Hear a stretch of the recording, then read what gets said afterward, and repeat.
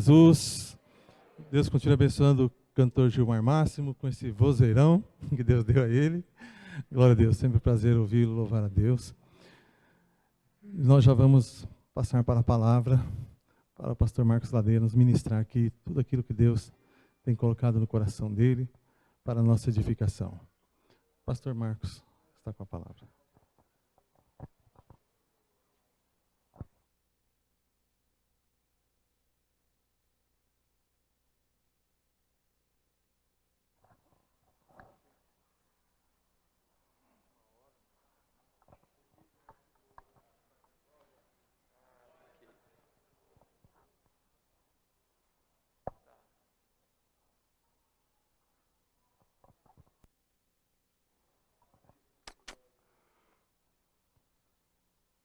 Meus abnegados irmãos, a paz do Senhor. Amém. É uma honra inaudita, mais uma vez, estar aqui com vocês, na presença do Senhor, participando desse tão importante trabalho que é o ensino, a escola, a pedagogia e a disposição de, na presença do Senhor, pelo Espírito Santo, aprendermos acerca das Escrituras Sagradas. Quero manifestar minha gratidão e também o meu apreço ao pastor Vanderlei, que é um homem de Deus, qual a gente também nutre já de longa data uma elevada estima e consideração pelo seu conceito, pela sua vida de ministério tão bem estabelecida na presença do Senhor. Que Deus abençoe. Fico muito honrado de ter recebido esse convite para aqui estar juntamente com os irmãos, viu, pastor? Que Deus abençoe, Senhor, sua família e todos os amados irmãos. Quero também parabenizar os irmãos que se dispuseram a participar da escola bíblica de obreiros e membros. A escola tão importante. No reino de Deus, nós somos discípulos. A última aula da escola dominical tratou sobre o discipulado. Quem lembra, quem participou, o discipulado. E nas considerações finais da última aula, eu disse que o discipulado não tem a ver só com a introdução do novo convertido ao Evangelho, à igreja, à obra de Deus. Mas o discipulado tem a ver com a perspectiva global da vida do cristão, de tal forma que todo genuíno servo de Deus, todo genuíno salvo, genuíno obreiro de Deus, ele é discípulo até morrer. Até a volta de Jesus, nós estamos aprendendo o caminho do Senhor. Louvado seja Deus. Dentro do bojo apresentado da temática colocada para nós desenvolvermos o tema hoje dessa aula inaugural, dessa exposição inaugural, que é o bom ministro de Jesus Cristo, eu procurei tratar de dois importantes tópicos na vida do obreiro. O primeiro dele é a vida pessoal do ministro, o caminho do autoconhecimento.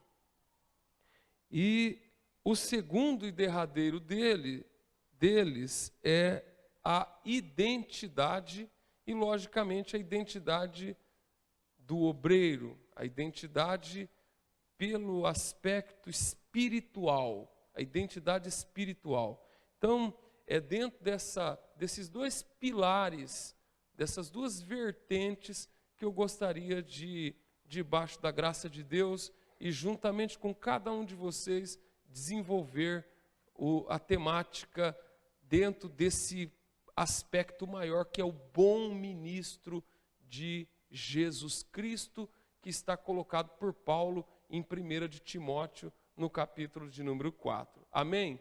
Louvado seja Deus. O texto de referência, que é o que eu gostaria de já também de início abordar com vocês é o Evangelho de João, no capítulo de número 1, e no verso de número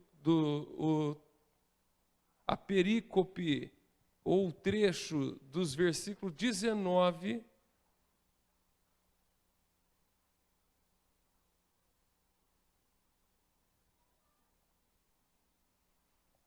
a 23.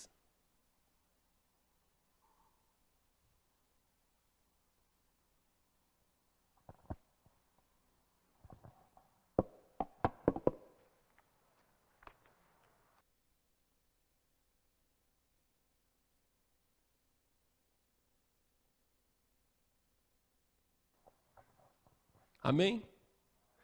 Então vamos lá, lendo a palavra de Deus. E este é o testemunho de João, quando os judeus mandaram de Jerusalém sacerdotes e levitas que lhe perguntassem: quem és tu? E confessou e não negou. Confessou: eu não sou Cristo. E perguntaram-lhe então: quem és? Pois, és tu Elias? E disse: não sou. És tu o profeta? E respondeu: não. Disseram-lhe, pois: quem és? Para que demos resposta àquele que nos enviaram. Que dizes de ti mesmo? Verso 23. Disse: eu sou a voz do que clama no deserto, endireitai o caminho do Senhor, como disse o profeta Isaías. Amém? Glória a Deus. Então, pegando aqui já de início a primeira parte da nossa do estudo dessa noite, é a vida pessoal, o caminho do autoconhecimento. A vida ministerial é uma vida muito empolgante, uma vida cheia de sonhos, de imaginações.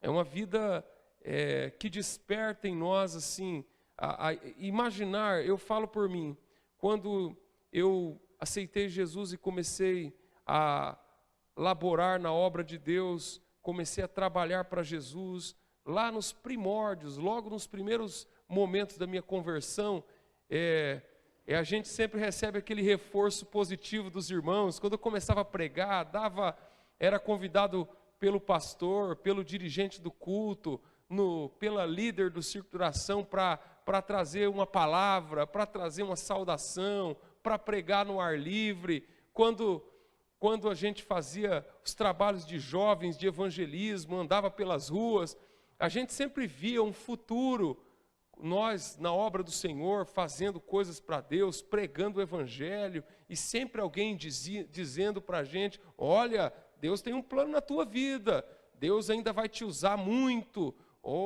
E a gente nutre em nossa alma, alberga dentro de nós o desejo, essa dinâmica, e mesmo diante das dificuldades, diante do sofrimento, diante das circunstâncias, nós vamos nos desdobrando e dando espaço para que a gente amplie cada vez mais o nível de dedicação, e assim nós vamos progredindo, nós vamos trabalhando. Uns cooperam em várias áreas da igreja, uns trabalham no evangelismo, outros no ministério da pregação, outros prega nas igrejas, outro trabalha na área musical, e assim a obra de Deus, nas suas múltiplas tarefas e serviços que são colocados, ela desperta um desejo, uma dinâmica, ela magnetiza a nossa alma. Saber que nós estamos trabalhando para Deus, isso gera sim, um nível de realização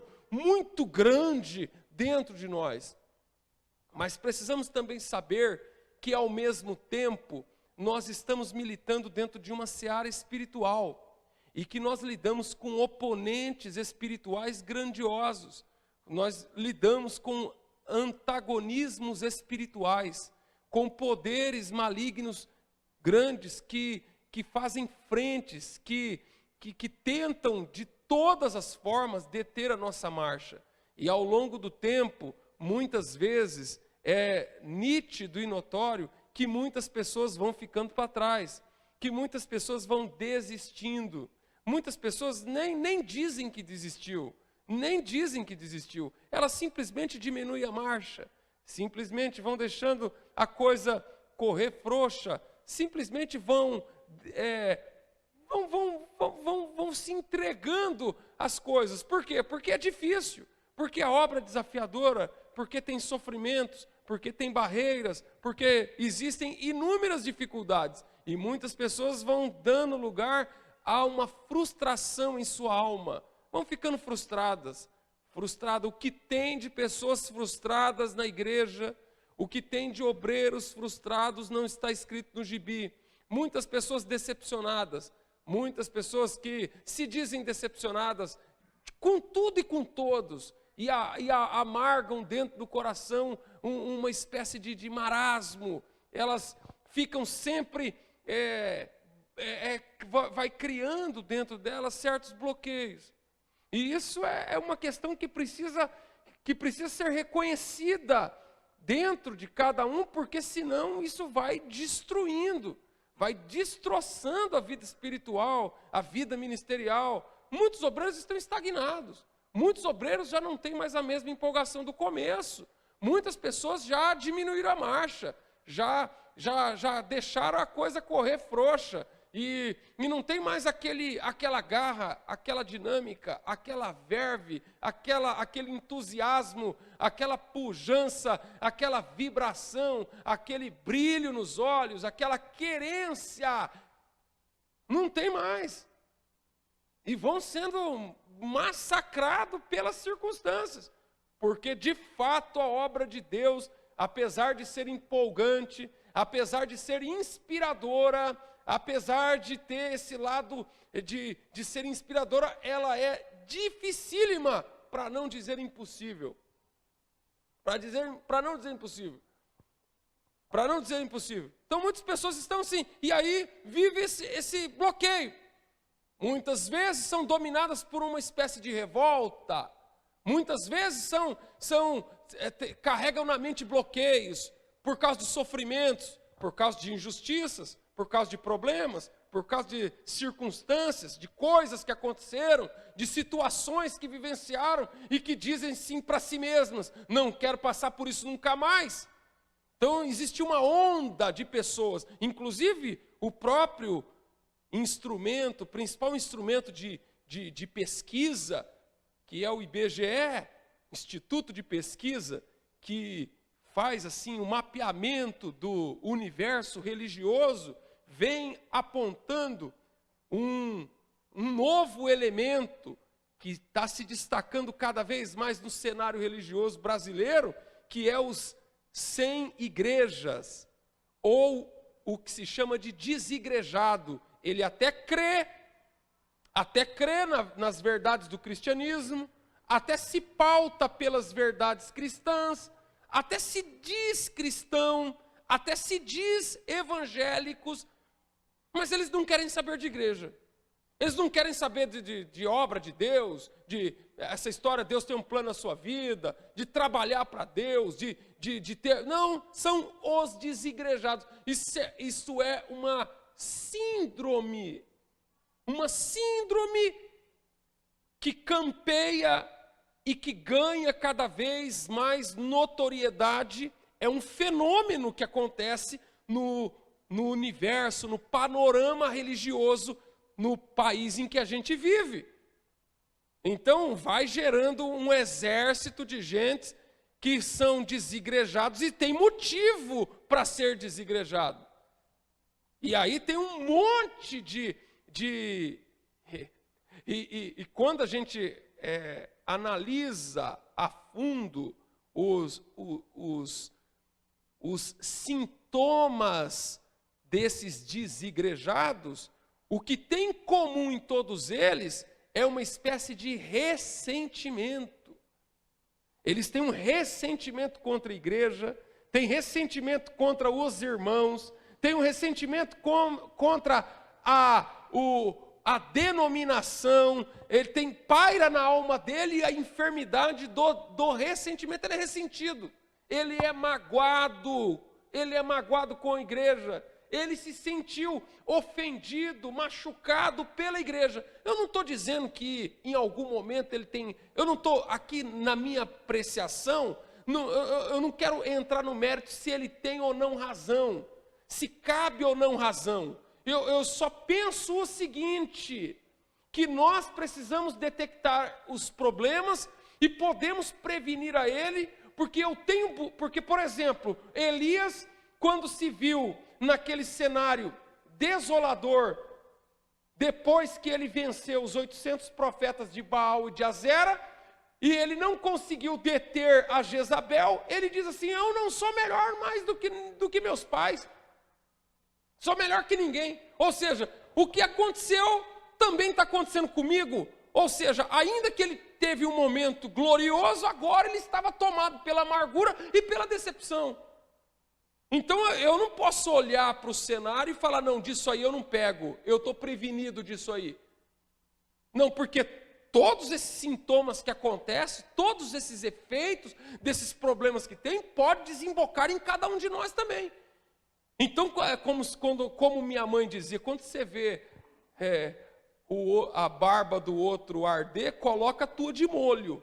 Coloca a tua de molho. Então, aí eu acredito que essa realidade em que nós estamos vivendo, entre a inspiração da chamada, o desejo pela vocação, e por outro lado, um exército e a possibilidade de nós nos frustrarmos, como muita gente tem amargado na alma, uma grande frustração ministerial. Nós precisamos entender como funciona esse processo. Nós precisamos entender como funciona esse negócio, para podermos de alguma forma entrarmos numa rota diferente. E é aqui nas Escrituras que eu encontro o remédio. É aqui nas Escrituras que eu encontro o preventivo. É aqui nas Escrituras que eu encontro como me safar, como prevenir, como ter uma vida renovada em Deus e no Espírito Santo. Como eu posso ter uma vida balizada, nutrida, uma vida não livre, imune aos problemas, às decepções, às desditas, não, eu não venho aqui ensinar você como não passar por decepções. Justamente o contrário, eu venho aqui conversar com vocês, eu venho aqui expor a vocês, eu venho aqui ministrar baseado na palavra de Deus, que como possível superar diante das dificuldades inerentes, superar diante das dificuldades que fazem parte do processo. Como é que nós podemos vencer mesmo diante das dificuldades? Porque nós sabemos que elas virão. Então, e onde é que nós encontraremos âncora? Onde é que nós encontraremos sustentação para vencermos essas situações? Na palavra divina, na palavra do Senhor.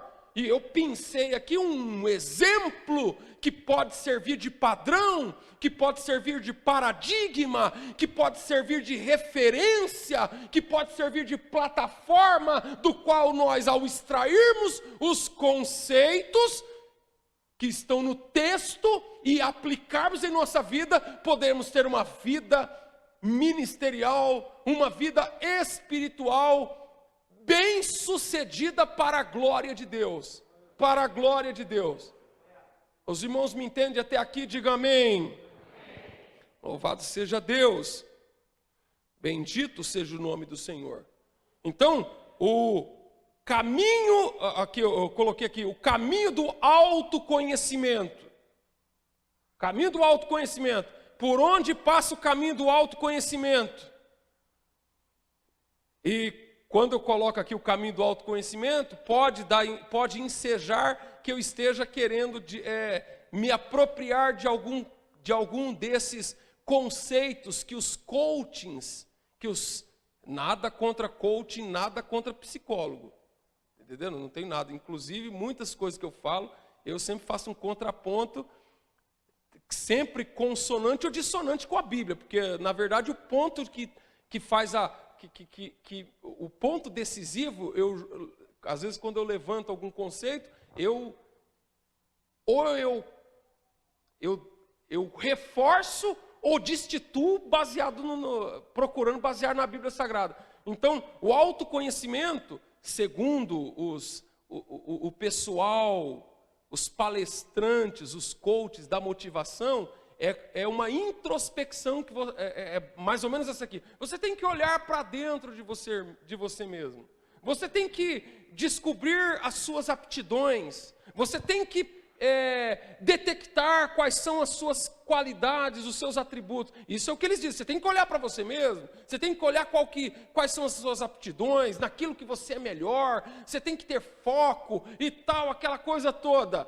E o autoconhecimento pelo qual eu preconizo, não é o conhecimento que você tem que olhar para você mesmo, não. Não é o autoconhecimento através que você obtém olhando para o espelho e vendo a própria imagem. Mas o autoconhecimento, ele passa em primeiríssimo lugar quando nós olhamos para Jesus Cristo.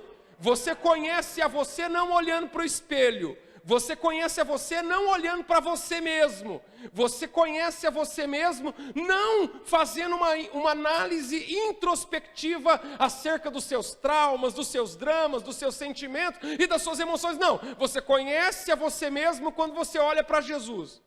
O autoconhecimento que eu defendo, o autoconhecimento que eu prego, não é o autoconhecimento. Eu não quero me conhecer a partir de mim. Eu não quero conhecer-me a partir dos meus sentimentos. Eu não quero conhecer-me a partir das minhas pulsões emocionais. Eu quero conhecer-me a partir de Jesus Cristo como referência. Ou seja, eu não sou aquilo que eu imagino que eu sou. Eu não sou aquilo que eu digo que eu sou aquilo que Jesus diz que eu sou. Eu sou aquilo que Jesus diz que eu sou. Eu sou aquilo que Jesus diz que eu sou. Louvado seja Deus. Por quê? E por quê? Porque é muito fácil nós desenvolvermos uma falsa imagem acerca de nós. É muito fácil nós desenvolvermos uma imagem errônea a respeito de nós. É muito fácil nós desenvolvermos uma imagem equivocada acerca de nós mesmos. Isso pode me levar, por exemplo, se eu começar a achar que por causa do meu desempenho, que por causa do meu arrojo, que por causa da minha perspicácia, que por causa das minhas qualificações, que por causa eu sou o cara, daqui a pouco eu tenho uma figura extremamente pernóstica e arrogante. E quem é que aguenta o arrogante? E na verdade o arrogante nada mais é de alguém que esconde por meio da arrogância as suas inseguranças. Pessoa arrogante, todo camarada arrogante é um cara fraco. E ele esconde, ele camufla a arrogância, tentando demonstrar para as pessoas uma falsa ideia de que ele é o Todo-Poderoso, de que ele é o pode tudo, de que com ele não tem nenhum problema. Você entendeu? Ou eu posso também desenvolver uma imagem de autopiedade, de autocomiseração, como se eu tivesse abaixo de todo mundo, como se sabe, uma imagem de como se eu fosse o pior do pior. E também não é isso. Você não tem que se sentir o pior, você não tem que se sentir o menos. Você não tem que desenvolver a humilhação. É interessante que o conceito de humilhação na Bíblia, a ideia da humildade exarada nas Escrituras, ele não vem de você se encolher, de você vestir roupa velha, de você viver aos trapos, de você viver na miséria, porque tem gente que pensa que ser pobre é ser humilde. Tem gente que pensa que se vestir mal é ser humilde. Tem gente que pensa que não, porque ele não usa nem desodorante, ele acha que ele é humilde por causa disso. Ele acha que porque ele anda com um carro velho, ele é humilde. Quem anda com um carro novo não é humilde. E o que eu conheço de gente pobre, arrogante, que só... Isso é pobreza, falta de... Isso, ignorância. A pessoa fala, não, a pessoa é humilde porque ela não tem estudo. Ora, não tem nada a ver. A humildade na Bíblia é você conseguir se reconhecer em Deus. É você conseguir se descobrir em Jesus. É por isso que a palavra humildade vem de humus. A palavra humildade vem de humus. Ou seja, quando eu abro espaço em mim mesmo para que Cristo floresça em mim. Humus vem de fertilizante. Eu consigo fertilizar na obra de Deus, eu consigo produzir frutos no reino de Deus, eu consigo produzir fruto no Espírito, quando eu desenvolvo essa capacidade da humildade. Não quando eu estou pobre, ou quando eu não tenho estudo, quando eu não tenho... Não tem nada a ver uma coisa com a outra. Nem um lado e nem o outro. Então, é justamente o autoconhecimento, não é o autoconhecimento que eu desenvolvo em mim. Não é o autoconhecimento que eu me descubro nos meus talentos. Não tem nada a ver com o meu talento. Os meus talentos, os meus adjetivos, as minhas competências, ela não tem a ver com o que eu sou. O que eu sou não tem nada a ver com o meu talento. Por exemplo, o meu talento de cantar bem e cantar afinado. O talento da oratória. O talento da oratória, o que diz quem eu sou tem a ver com o meu caráter. Não tem a ver com a plataforma que sustenta. A plataforma que me firma como ser, como homem de Deus, como servo de Deus, não tem a ver com os meus talentos em si. Não estou dizendo que os talentos não servem para nada. Eu estou dizendo que a plataforma de sustentação e que pode me levar a uma vida produtiva no reino de Deus, tem a ver com caráter, tem a ver com o que eu sou. A pessoa canta bem e canta afinado. A pessoa tem uma ótima oratória. E, portanto, ela fala super bem. Quantas pessoas a gente conhece que fala super bem, que tem uma oratória magnetizante, que fala, que conhece a Bíblia de cor, que tem uma mente fotográfica, que tem conhecimento, assim, um cabedal de conhecimento teológico, mas a vida dele não condiz com o que ele prega. A vida dele não condiz com o que ele canta. E se a vida dele não condiz com o que ele canta, ele passa uma imagem falsa daquilo que ele é. Então aquilo que eu sou não tem a ver com o que eu faço. Aquilo que eu sou não tem a ver com os meus talentos. Aquilo que eu sou não tem a ver com aquilo que eu sou capaz de produzir. Mas as pessoas, elas distorcem as coisas. Então o que eu sou, o meu autoconhecimento... Ao contrário dos coaches, ao contrário de tudo isso que eu já falei para vocês, tem a ver com aquilo que eu descubro em Deus, na palavra dele, com aquilo que ele diz acerca de mim. Louvado seja Deus. Os irmãos estão entendendo isso, amém? Amém. E aí, o caminho do autoconhecimento é um caminho, por exemplo, muitos falam assim, você... fazendo esse contraponto, você tem que olhar para você mesmo e descobrir o universo profundíssimo que existe em você. Você sabe o que eu vejo quando eu olho para dentro de mim? Eu descubro que existe lá dentro um pecador. Eu descubro que existe lá dentro de mim um pecador inveterado. Eu descubro que ainda existe dentro de mim o velho homem.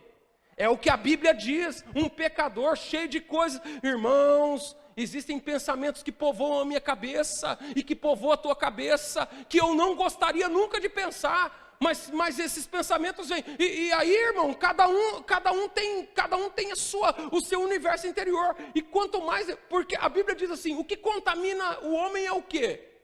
É o que entra, é o que sai. E por quê? Porque dentro do coração do homem existe o quê?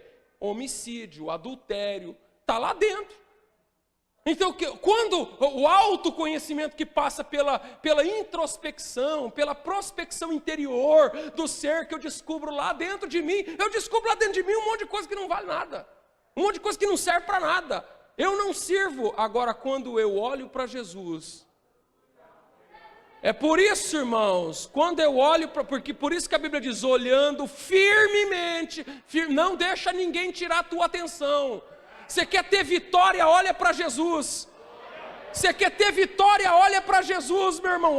Olhando firmemente para Jesus, o autor e consumador da fé, o qual, pelo gozo que estava proposto, ou seja, o gozo que estava proposto, que gozo? De nos ver salvo, de nos ver livre, de nos ver libertos, de nos ver redimido, de nos ver no céu, de nos ver na companhia dele. É o que vem na sequência do texto. O qual, pelo gozo que estava proposto, suportou a cruz. Quando Jesus, irmãos, quando Jesus veio ao mundo e ele olhou para a humanidade caída, pervertida, destroçada, massacrada pelo pecado, enclausurada debaixo do tentáculo de Satanás, que nos encadeava, que nos deixava, que engrilhoava a nossa alma nos grilhões do inferno. Quando Jesus olhou, ele sabia que existia um processo, e esse processo passava pela morte sacrificial da cruz. E quando diante da cruz, a Bíblia diz, o qual pelo gozo que estava proposto, suportou a cruz, desprezando a afronta, e ascendeu à destra de Deus. Esse é o autoconhecimento. Você quer ter equilíbrio neural? Você quer entrar em sintonia com você mesmo? Você quer entrar em entendimento com você mesmo? Não, eu não quero, irmão. Existe um conflito dentro de mim, existe uma guerra irremediável dentro de cada um de nós. E o apóstolo Paulo, ele assevera de maneira categórica no capítulo 7, quando ele desnuda a própria alma, dizendo, o bem que quero fazer não faço, mas o mal que não quero acabo fazendo. Então vejo uma lei que existe dentro de mim, que quando quero fazer o bem, o mal está comigo. Quando quero fazer o bem, o mal está comigo. Irmão, nós não fazemos mal porque nós não queremos, nós temos noção do que é bom, do que é certo. Mas o mal está sempre presente. Aí ele termina dizendo, miserável homem que sou, quem me livrará do corpo dessa morte?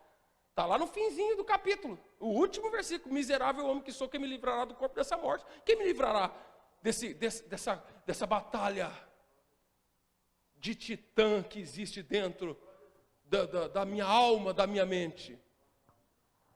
Aí começa o capítulo 8, que é o coração do Evangelho, da Bíblia Sagrada, da revelação de Deus. Louvado seja Deus. O livro de Romanos é a carta magna, e o capítulo 8 é o coração, é o âmago da coisa. Portanto, ele termina, miserável homem que sou, quem me livrará do corpo dessa morte? Aí o capítulo 8 começa, mas nenhuma condenação há para os que estão em Cristo Jesus, que não anda segundo a carne, mas segundo o Espírito, porque o Espírito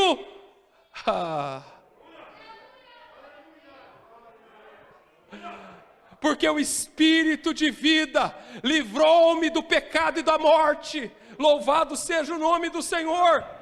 Glória a Deus. Os irmãos estão entendendo, amém? Então o autoconhecimento passa não pelo que eu vejo em mim mesmo. Irmãos, por isso que a Bíblia diz que maldito é o homem que confia no homem. Maldito é o homem que confia no homem, não é o homem que confia no outro homem não, meu irmão. Pode ser também. Mas imagina se a gente não confiasse nos outros. Imagina se o marido não confiasse na esposa. Imagina se a esposa não confiasse no marido. Imagina se os filhos não confiassem nos pais. Então, quando diz maldito é o homem que confia no homem, o texto tem foco, tem apreço, tem como em primeira análise, em primeira instância, é o homem que confia em si próprio. É o homem que confia nele mesmo. É o homem que confia no seu próprio taco. É o Pedro que diz assim, todos podem te negar, menos eu. Todos podem te negar, menos eu. Todos podem te abandonar, menos eu. E Jesus olha para ele e falou assim, daqui a pouquinho você vai estar me negando 3 vezes, antes que o galo cante. 3 vezes tu me negarás. E ele ainda empiçou com Jesus. Porque ele tinha o quê? Uma ideia de si mesmo que não era condizente com a realidade que Jesus via nele. O que importa não é o que você vê em você. O que importa é o que Jesus vê em você. Você não tem que confiar no que você vê em você. Você tem que confiar no que Jesus vê em você. É por isso, Jesus nos ama. Jesus nos ama apesar de nós. Jesus te ama.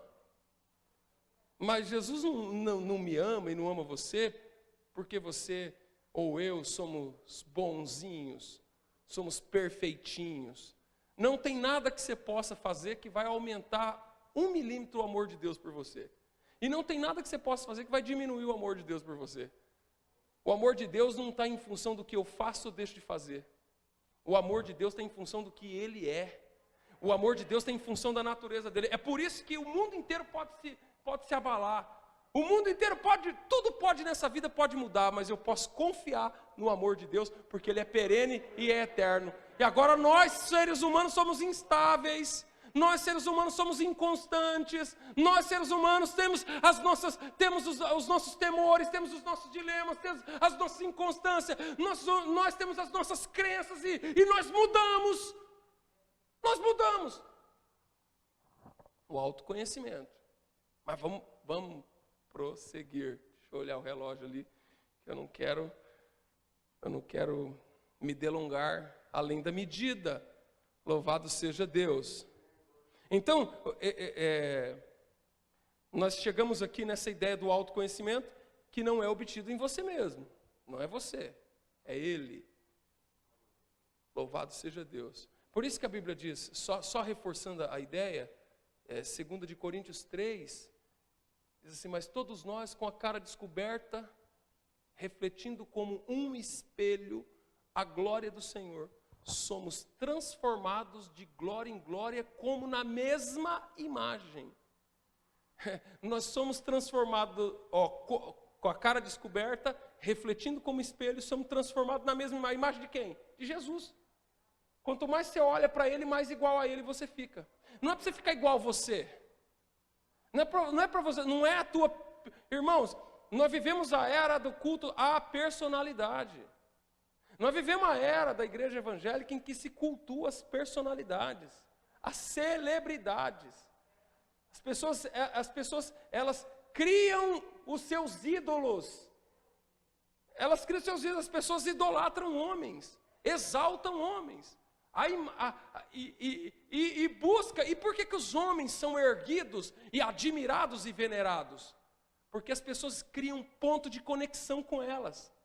E aí, a Bíblia diz, mas todos nós com a cara descoberta, somos transformados de glória em glória.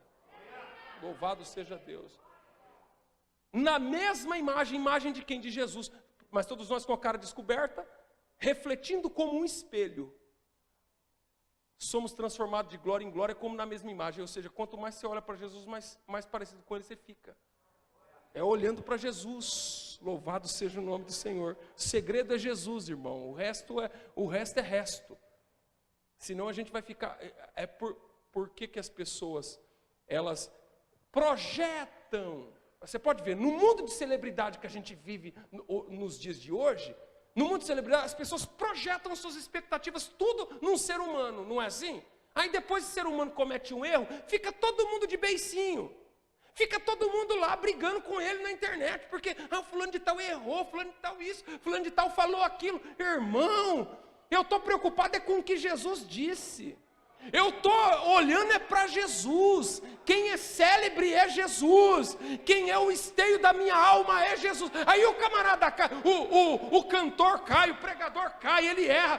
Porque, irmão, aí as pessoas ficam assim, aterrorizadas, parece que o chão acabou. Irmãos, Deus ainda está no trono, Jesus ainda é o Senhor. Irmão, todo mundo aqui pode cair, mas quem não vai cair é Jesus. E quem estiver firmado na rocha, também não vai cair. É assim. Então as pessoas ficam aí, projetam toda expectativa, aí fica decepcionado, quer largar da igreja, não sei o quê. Por quê? Porque eu fazia parte dos milhões de seguidores do Instagram que seguiu o camarada. É porque você não entendeu nada de Bíblia e não entendeu ainda que você precisa olhar para Jesus. E é uma coisa simples, mas ao mesmo tempo existe toda uma aura no mundo que nos desvia desse foco para nos colocar no falso, e aí a gente está o quê? A nossa vida está sustentado em teia de aranha, sabe? Qualquer coisinha abala, qualquer vento que dá derruba. Aí não tem sustentação. Aí vive um monte de gente se vitimizando. Você vê a onda, um monte de onda de gente melindre, gente que não pode ouvir a verdade do Evangelho, gente que por qualquer coisinha, ai meu Deus, eu estou ferido, eu sou uma alma ferida, irmão, quem foi ferido na cruz foi Jesus.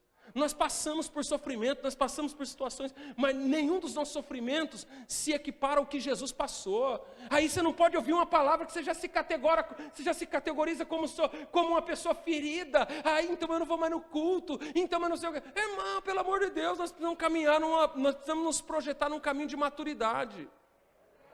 Senão você não vai aguentar o arroxo mesmo não. Senão você não vai aguentar o tranco mesmo não. Senão você vai apitar na curva mesmo, irmão. Não vai ter jeito para você. Senão você vai viver só de oba-oba, só de movimento. Como diz, tem que ter carne na farofa, irmão. Tem que ter vida com Deus, tem que ter joelho no chão, tem que ter palavra de Deus, tem que ter sustância. Senão não resiste. Senão você vai fazer número com um montão de gente, com um mar de gente que você está aí decepcionadinho, de beicinho, que não quer ir na igreja. Por que você espera? Que a vida seja um mar de rosa? Um mar de almirante? Que as coisas sejam uma festa de fantasia? Não, a vida espiritual é uma luta, é uma arena, é uma guerra renhida, que não para, que não cessa. E você precisa ter isso, você precisa cair na real.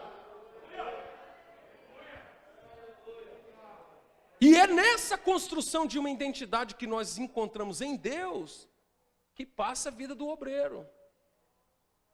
Que passa a vida do obreiro, essa identidade. Que vai gerar o quê? Essa plataforma de segurança do que você é, não em você mesmo, daquilo que você é em Deus. Porque Paulo diz, não vivo mais eu, mas Cristo vive em mim. Eu não tenho vida, quem tem vida em mim é Deus. Eu não tenho vida, quem tem vida em mim é Deus. Quem vive em mim é Jesus Cristo. E se Jesus Cristo vive em mim, Ele é o Senhor que venceu até a morte, venceu o pecado. Eu não vivo mais. Então essa identidade que é encontrada em Deus, que é sedimentada em Deus, que é construída em Deus, é o que vai fazer diferença nos dias complicados que a gente vive. Amém? Essa identidade de quem eu sou, porque quando João Batista começou a pregar, vocês lembram que João Batista começa a pregar depois de um longo período de 400 anos, que é chamado de anos de silêncio, em que a voz profética foi silenciada com o profeta Malaquias. E quando você abre a tua Bíblia, entre o Novo e o Antigo Testamento, existem aquelas páginas em branco.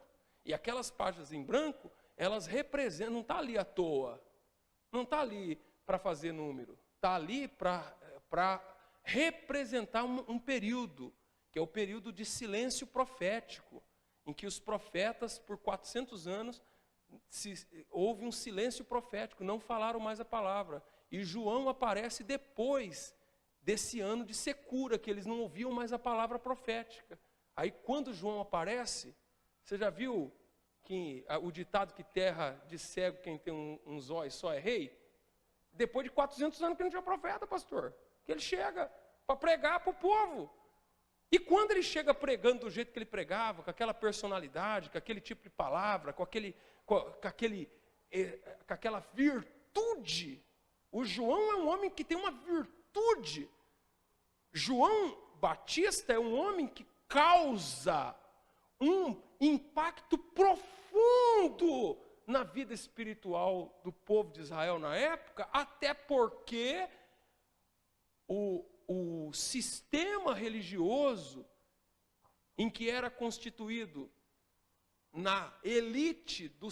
a elite religiosa de Israel eram os saduceus, sacerdotes lá do topo do clero sacerdotal. A aristocracia sacerdotal era feita de saduceus. No meio do negócio,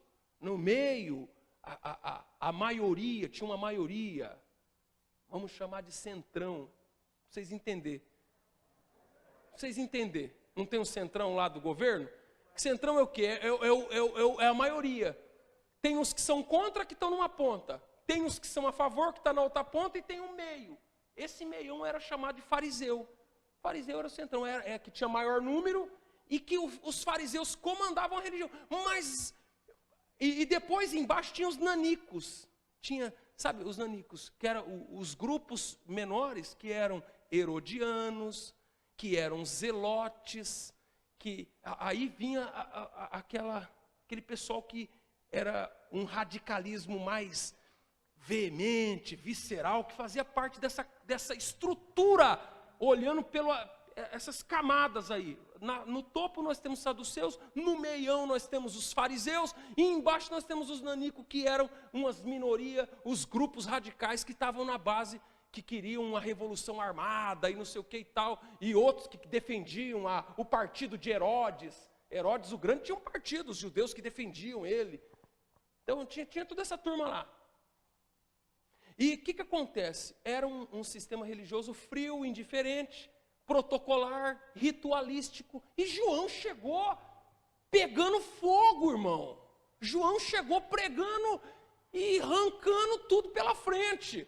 E o ministério de João foi tão bem sucedido,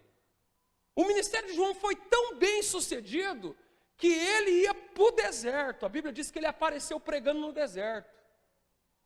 E Samaria, Jerusalém, a Judéia, a Bíblia diz que todos, é lógico que pelos mais variegados motivos, todos afluíam para ouvir a pregação do João.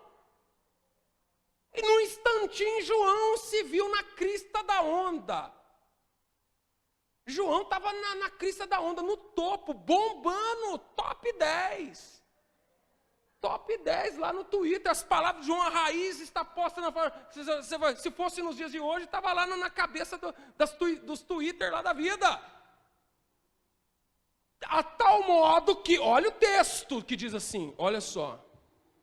Este é o testemunho de João, quando os judeus mandaram de Jerusalém sacerdotes e levitas para que se lhe perguntassem quem és tu. Sacerdotes e levitas. O que eu falei? Quem está na cabeça não são os saduceus, que era a casta, a elite sacerdotal era de saduceus. Então irmão, você acha que se João fosse qualquer um no negócio, você acha que o pessoal lá da elite ia lá querer saber quem ele era? Não é, irmão. O impacto dele foi tão profundo na estrutura social e espiritual do povo, que ele atraiu, magnetizava, galvanizava o povo. O povo traía aquela multidão de gente no deserto para ouvir uma pregação dele. E olha que a pregação dele era de arrepiar. Olha, eu nunca nem preguei as mensagens de João, porque eu tenho até medo do povo ir embora, pastor. Porque o machado está colocado na raiz da árvore. E aí vem, raça de víboras, quem vos ensinou fugir da ira futura? E o pau quebrava lá, e o povo com ele, o povo apanhava e gostava. O povo apanhava e ficava ali aquela coisa, e aí o pessoal lá da alta falou, tem um camarada aí que está quebrando tudo, rapaz, é um pregador que está levando todo mundo com ele, vamos lá descobrir algo sobre ele, vamos traçar um perfil, para a gente saber com quem a gente está lidando. Vamos traçar um perfil, vamos fazer vamos puxar a capivara dele, vamos ver quem ele é.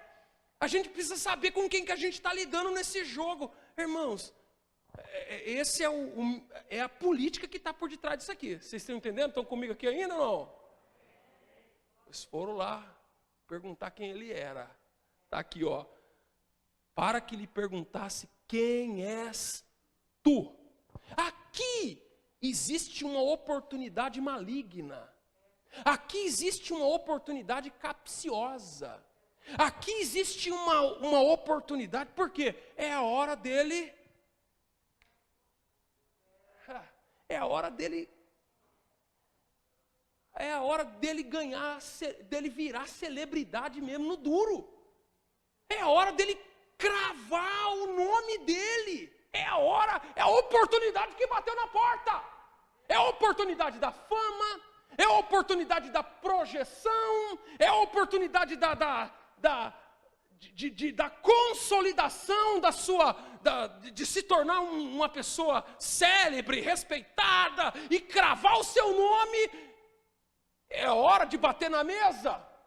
É a hora dele falar: olha, eu estou aqui nesse deserto, eu não tenho igreja, eu não tenho templo, aqui não tem água encanada. É a hora dele falar: não, agora é a hora de eu fazer as minhas exigências.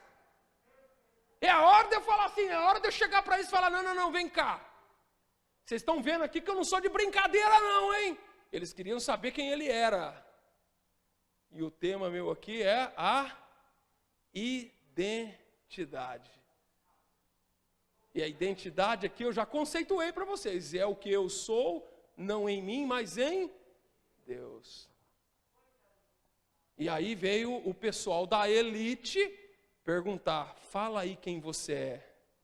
O que você disser que você é, eu vou lá levar para o pessoal lá. Ó. Ele podia falar: eu sou João, eu sou profeta. Acontece que existe mais um outro ingrediente no meio dessa história. Existe mais um outro ingrediente apimentado no meio dessa história. E qual é? Lucas capítulo 3, verso 15. Vamos lá comigo. Importantíssimo isso aqui.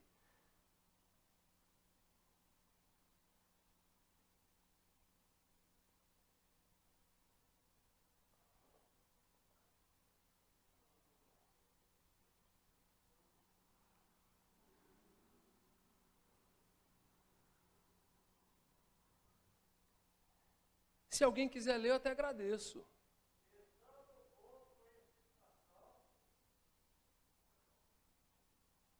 Lucas 3 e 15.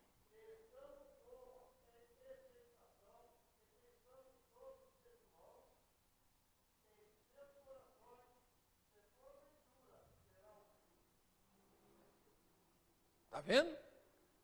Estando o povo em expectação e imaginando um profeta que prega tão bonito, um profeta com uma pregação tão feroz, um profeta com a unção tão grande, será que esse profeta, porventura, não é o Messias, não é o Cristo que a gente espera há tanto tempo? Você está vendo uma oportunidade capciosa? Quem és tu? Então já corria na boca miúda. Quem conhece essa expressão, boca miúda? Quem trabalhou em firma sabe que rádio peão, boca miúda. Já corria na boca miúda. Já corria na boca miúda uma eleição. Uma opinião popular. Uma enquete. Já corria na boca miúda, rapaz. A gente já espera há tanto tempo o Messias, e olha o jeito que o homem é. Será que ele não é o Messias, não? Você está vendo aqui a oportunidade que ele tem de tomar uma identidade que não era dele? De tomar um cargo que não é dele? De assumir uma posição? Mas o povo quer. Então todo mundo diz. Você não vê gente que se autoproclama pastor? Tem gente que não espera o tempo de Deus não, irmão. O povo começa a chamar ele de pastor e fala, ele já bate na mesa: eu sou pastor porque todo mundo já me chama de pastor.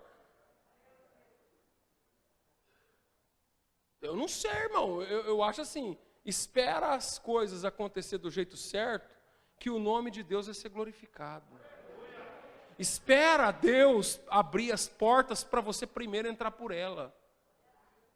Mas, porventura, o pessoal já começou a ficar assim, não. Ou seja, tinha uma vaga na cabeça de Messias, na cabeça do povo, no que eles chamam de inconsciente popular. Havia uma vaga de Messias, e quando eles olharam para João, falaram, rapaz, não é que ele dá certinho para sentar naquela cadeira? Não é que ele dá certinho para ocupar aquela vaga? Não é que a oportunidade... E aí ele viu que a oportunidade estava assim...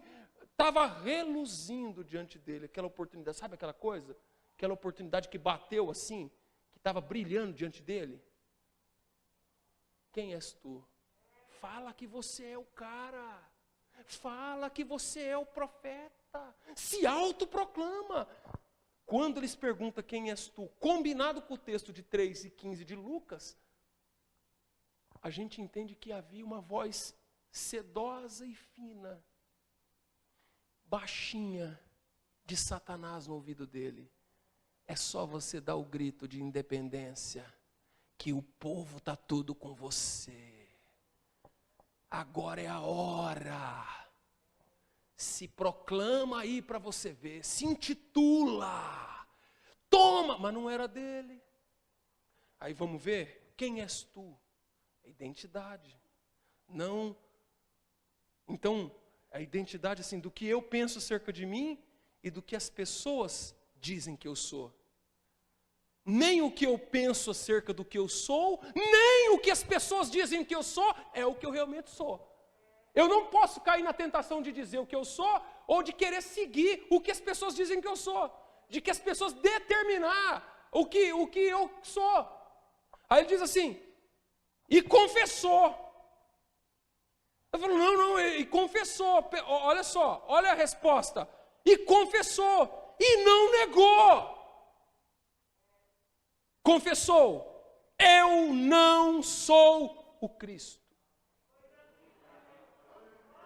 Irmão, olha que coisa, olha que caráter, olha que fibra, olha que determinação, olha o foco, eu não sou o Cristo.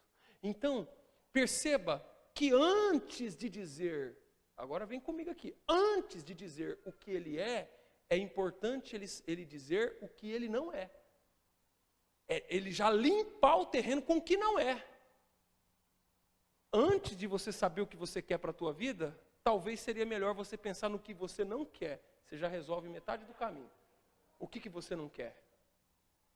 O que não serve? Você já determinou o que não serve para você? Que às vezes a gente fica, ai meu Deus, que faculdade que eu vou fazer? O que será que dá certo para mim? Às vezes você está tão focado no que você quer, e o que você não quer, você já definiu? O que você não quer? Ele falou, eu não sou o Cristo.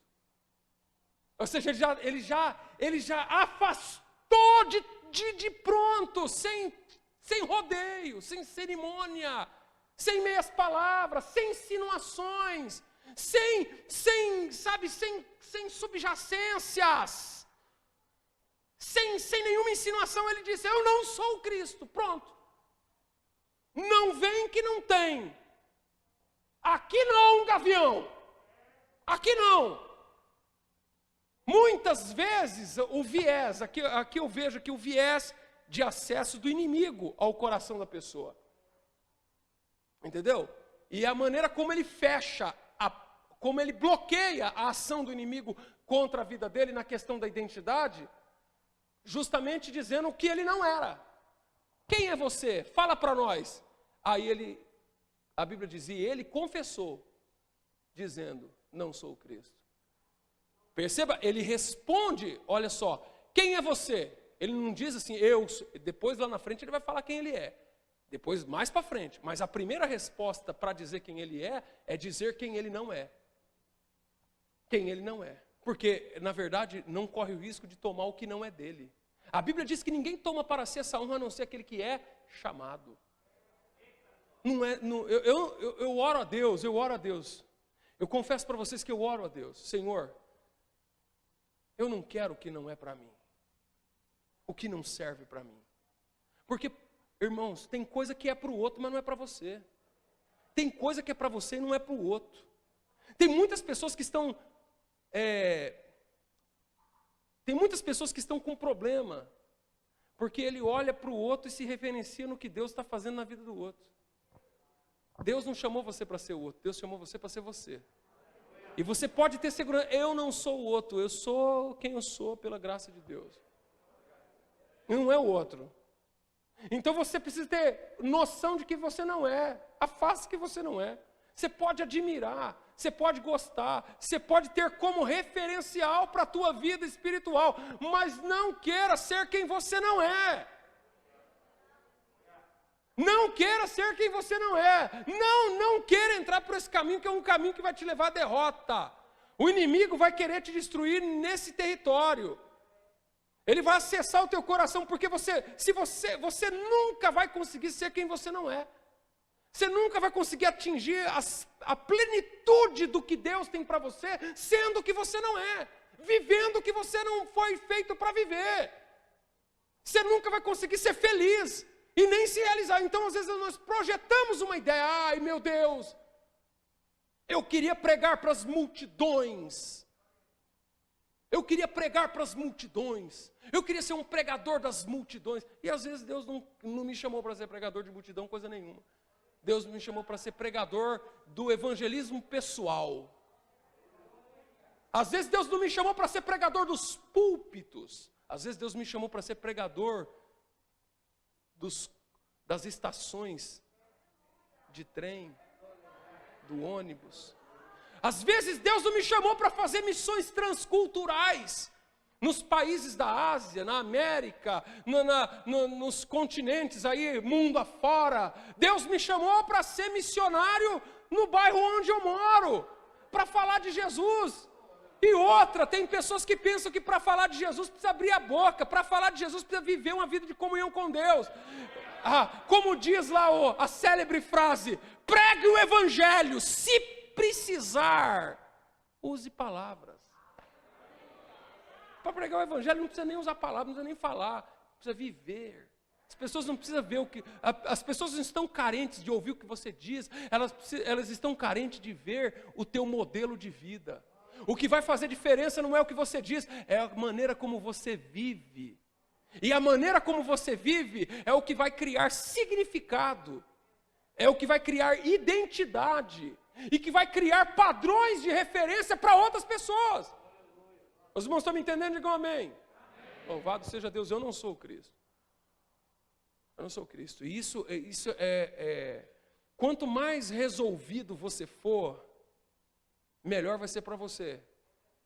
Você precisa ser uma pessoa resolvida. Eu não sou. Mas se a gente seguir aí se a gente fizer uma votação, você é o Cristo. Eu falo, não quero saber da votação de ninguém. A minha vida não tem a ver, eu não sou o que as pessoas dizem que eu sou, o que elas querem que eu seja, eu não sou o que elas impõem que eu seja, eu sou aquilo que Deus me fez para ser.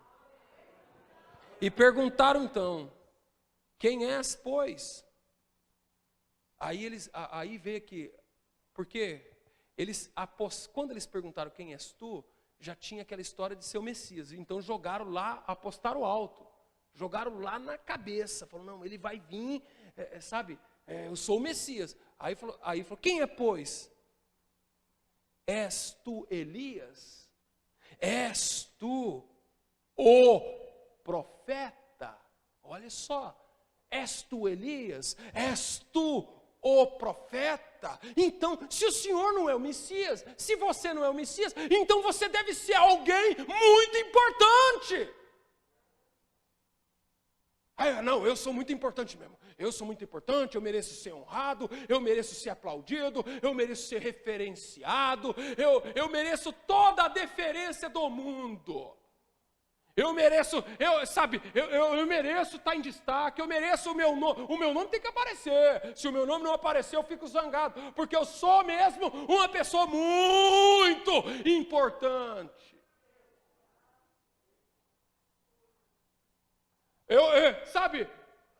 Você é Elias. Irmãos, olha onde eles apostaram, em Elias. E o profeta, não é um profeta, é o profeta. Entendeu a nuance aqui? O profeta não é um profeta. Você é um profeta?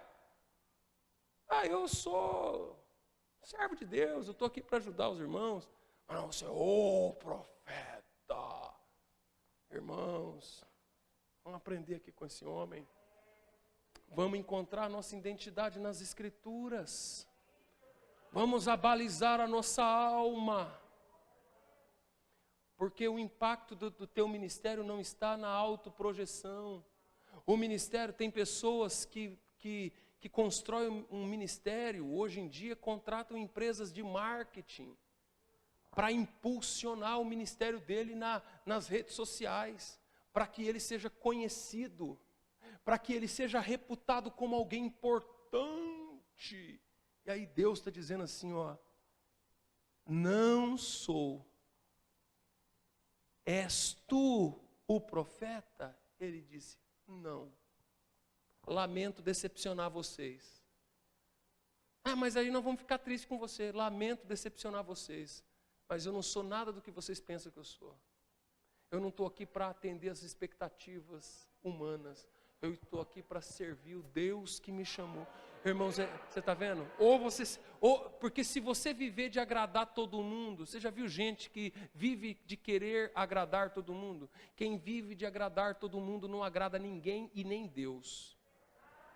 Você não depende da aprovação de todo mundo, para com isso. Por isso que você está estressado. Por isso que você está se acabando. Você quer que as pessoas, você quer a quiescência de todo mundo, você quer o voto das pessoas, você quer sair bem na fotografia, você está sempre preocupado com a tua imagem pessoal, com o teu marketing pessoal, com a tua apresentação pessoal. Irmãos, e eu estou dizendo aqui, se preocupe com a maneira como Deus vai enxergar você. Agora, as pessoas só conseguem olhar a gente pelas nossas feições, pelas nossas expressões faciais, pela maneira como a gente se apresenta. Mas Deus, quando olha para nós, como Ele diz através de Samuel, lá no capítulo 16 de 1 de Samuel, diz assim, o homem vê o que está por fora e eu vejo o que está dentro da pessoa. Deus te conhece por dentro. E é isso que vai importar para você. Louvado seja Deus. Ah, pastor, então eu vou correr o risco de ninguém me conhecer? Talvez pastor, então o meu ministério vai ser um ministério anônimo. Irmãos, o teu ministério vai aonde Deus quer levar ele. O teu ministério vai aonde Deus projetar. O teu ministério vai frutificar e fertilizar aonde Deus te plantar. E é isso que importa. Não importa o que as pessoas vão achar, o aplauso das pessoas, a aprovação das pessoas, a autoafirmação. Não é a tua não é você dizer que você é, que vai corresponder com o que você é. Mas é o que Deus diz que você é, o ministério que Ele plantou em João. Louvado seja Deus, eu já estou aqui na fase conclusiva. Louvado seja Deus. Glória ao nome do Senhor. O ministério de João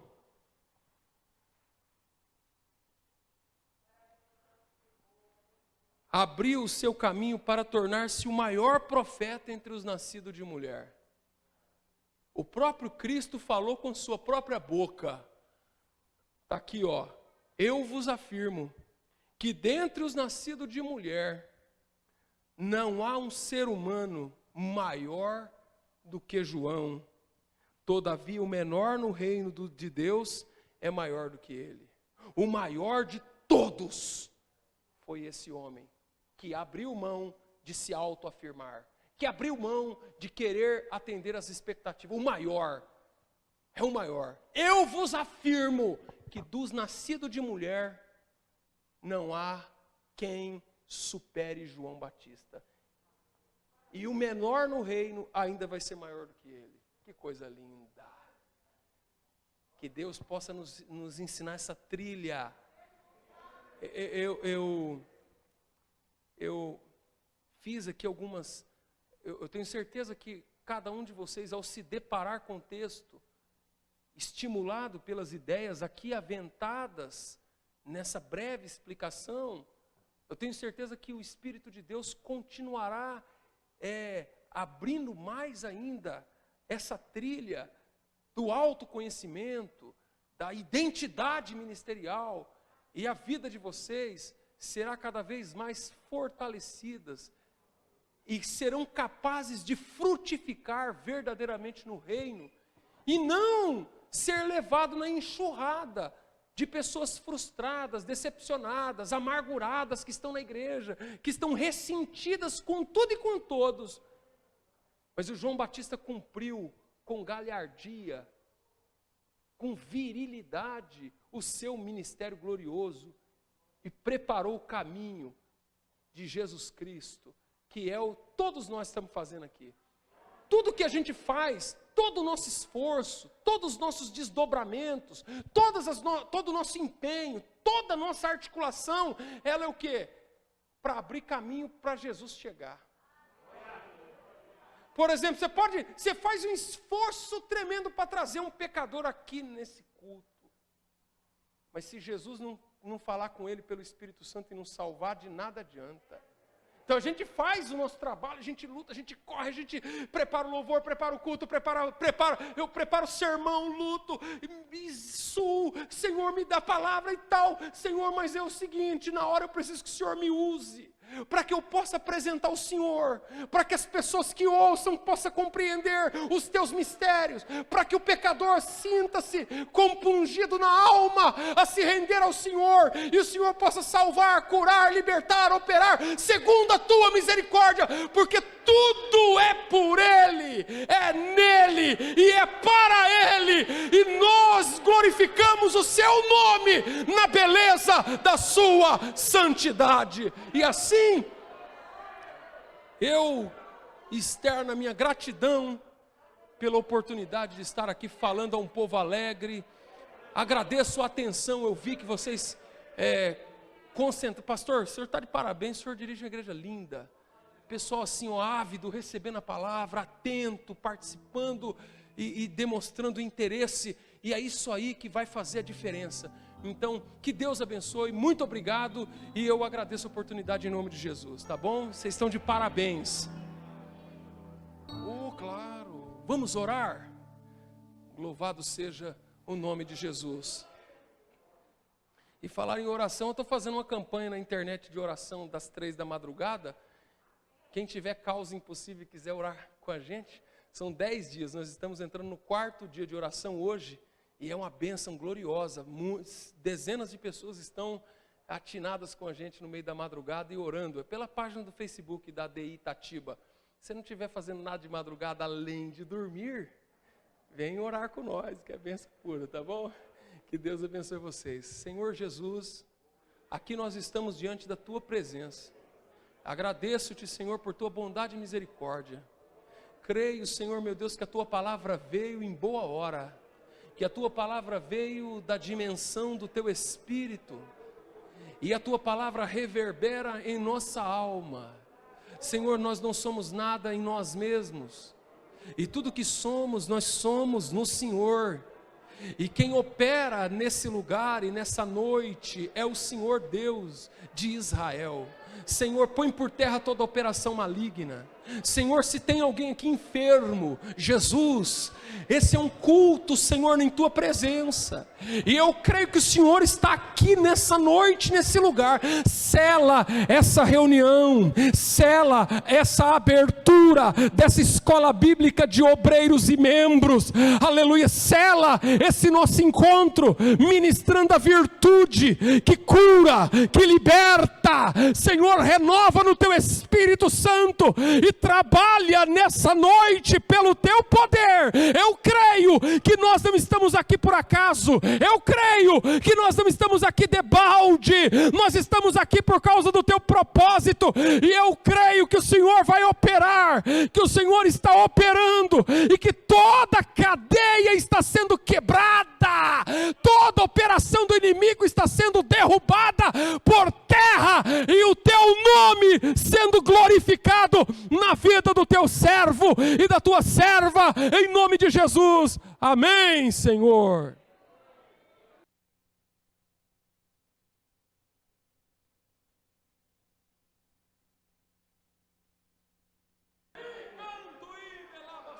Glória, glória, glória a Deus.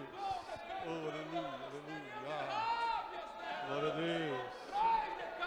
Oh, aleluia, louvado seja Deus. Quem pode louvar ao nome de Jesus nesta noite? Quem pode glorificar a Deus por esta palavra? Oh, aleluia, você está saindo aqui com uma palavra profética para o teu coração, para a tua vida, para o teu ministério. Aleluia, e o nome do Senhor é de ser glorificado mais e mais em teu viver. Glória a Deus. Pastor Marcos, muito obrigado por nos trazer essa mensagem da parte de Deus. Deus falou conosco profundamente. Deus falou muito comigo nesta noite e falou com a igreja. Os irmãos, sentem mais um instantinho, que o cantor Gilmar vai louvar a Deus com mais um hino e já já nós encerraremos. Lembrando que amanhã é o nosso segundo dia da EBON, começará também às 19 horas, tá certo? E domingo pela manhã começaremos às 10 da manhã, teremos escola dominical das 9 às 10 e às 10 iniciaremos então a EBON com o encerramento, tá certo? Oferta? Hoje não tem. Obrigado, Deus abençoe. Glória a Deus. Boa é essa palavra. O Senhor falou conosco mais uma vez. Glória a Deus. Bendito seja o nome de Jesus. Aleluia.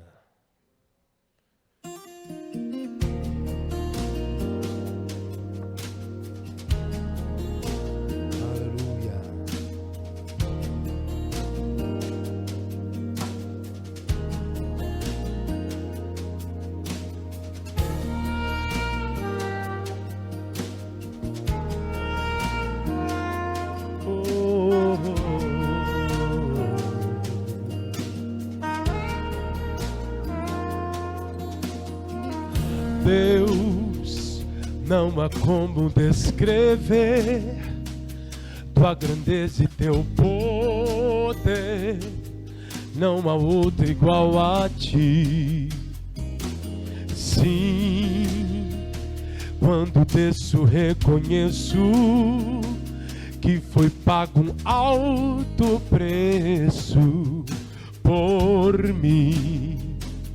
Eu vou descer na casa do oleiro e o meu Senhor irá me refazer.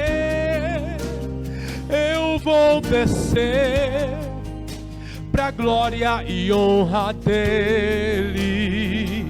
Eu vou descer pra Deus aparecer,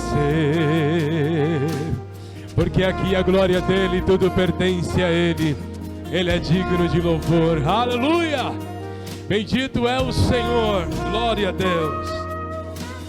Deus, não há como descrever tua grandeza e teu poder, não há outro igual a ti.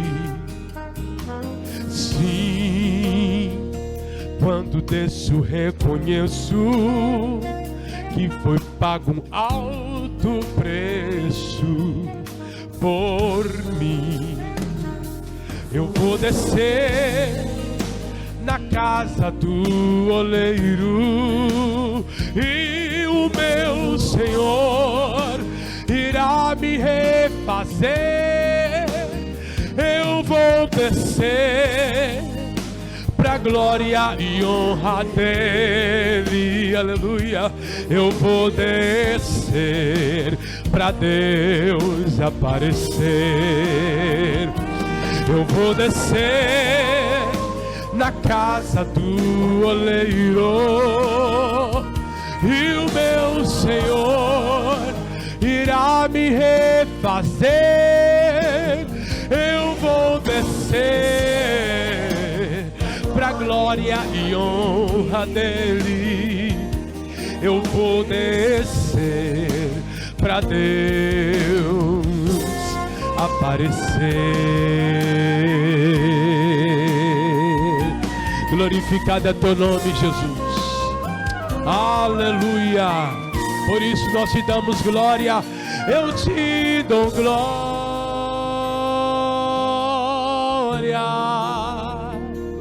Eu te dou glória.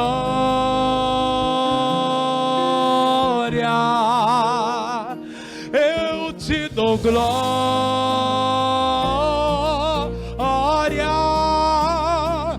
Pra todos sempre. Amém. Você pode cantar. Eu te dou glória, te dou, eu te dou glória, eu te dou glória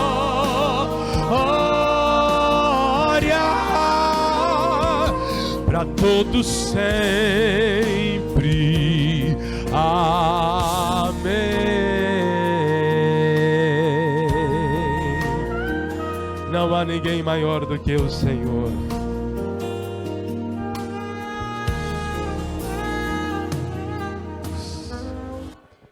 Seja louvado o nome de Jesus. Deus abençoe, cantor Gilmar. Muito obrigado por sua cooperação. Que Deus abençoe toda a igreja, todos os irmãos presentes. Glória a Deus. Amanhã tem mais. Amanhã tem mais, em nome de Jesus.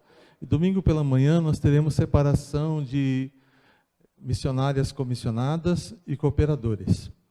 A consagração para o presbitério e diaconato foi realizada na sede no Ipiranga e ficou para nós essa oportunidade de separar aqui missionárias e cooperadores. Vai ser uma grande bênção em nome de Jesus. Deus está levantando vidas, capacitando, inspirando, e hoje Deus nos deu mais algumas orientações importantes para nós nos atentarmos no que Ele pensa sobre nós e não o que os outros pensam sobre nós. Amém? Glória a Deus. E nem aquilo que a gente pensa sobre nós. Não é? Que glorioso ensino. Deus abençoe, pastor Marcos. Porque às vezes a pessoa tem um conceito de si mesmo muito baixo, muito ruim. E ele se abstém de fazer a obra, ele tira a mão do arado porque ele acha que não é capaz, que não é competente. Ele se acha incapaz, mas Deus deu capacidade. Deus deu ferramentas, Deus deu sabedoria, Deus deu dons. E a pessoa se menospreza. E outros acabam tendo um entendimento sobre si, um conceito muito elevado, acima do que Deus deu. E acaba se frustrando. Aprendemos coisas importantes hoje. Fiquemos em pé em nome de Jesus. Temos um pedido de oração por César, filho da irmã Margarete. Está no pronto-socorro, passou mal. Quem pede oração é a nossa irmã missionária Celeste. Meus irmãos, amanhã nós teremos um bazar beneficente aqui na igreja. Começa às 9 horas, às 9 da manhã, vai até por volta de meio-dia. Tá bom? Quem quiser dar uma passadinha aqui, tem sempre coisas muito boas, ganhamos até coisas novas. Podem vir, o nosso bazar sempre tem coisas excelentes para serem adquiridas e todo o valor é revertido aqui para a obra, tá certo? Vamos orar. Eu quero convidar o evangelista Elias para dirigir a Deus esta oração. Nossos agradecimentos mais uma vez ao pastor Marcos, os companheiros, obreiros que lhe acompanham. Deus abençoe o pastor Celso, não sei se ainda está por aqui, mas que Deus abençoe. E que Deus abençoe a todos os irmãos presentes. Deus abençoe nosso irmão José. Transmita a paz do Senhor para o pastor Leante, nosso primeiro vice-presidente. Vamos render graça ao Senhor neste momento. Paz do Senhor, meus irmãos. Amém. Senhor, nosso Deus e Pai, louvamos o Teu nome. Ó Deus amado, pela oportunidade maravilhosa de estarmos em Tua presença, reunidos uma vez mais, ó Senhor. Pela Tua palavra revelada aos nossos corações, ó Deus. Louvamos a Ti em gratidão, Senhor, pois cremos que a Tua palavra, Senhor, é poderosa para agir em nossa vida. Cremos que a Tua palavra é poderosa, Senhor, para modelar o caráter da nossa vida, Senhor. Ó Deus amado, louvamos o Teu nome pela vida de cada obreiro, Senhor, pela Tua igreja estabelecida e confirmada nesta cidade, Senhor.